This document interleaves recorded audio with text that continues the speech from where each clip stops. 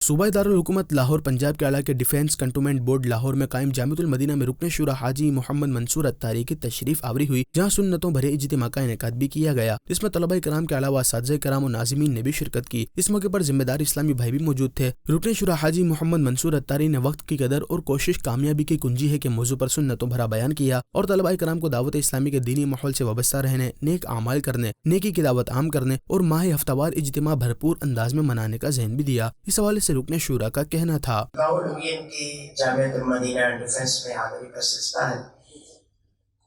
جامعۃ المدینہ کے الحمدللہ ایک تعداد ہے کہ جن کے پاس دعوت اسلامی کی کچھ نہ کچھ ذمہ داری بھی ہے، اور یہاں کے ناظم صاحب نے اور طلبہ کرام نے بھی عزم کیا کہ انشاءاللہ وہ طلبہ کرام کہ جن پہ دعوت اسلامی کی کوئی بھی ذمہ داری نہیں ہے، انشاءاللہ ایک ہفتے کے اندر وہ تمام کے تمام طلبہ کرام پر دعوت اسلامی کی کچھ نہ کچھ ذمہ داری ہوگی۔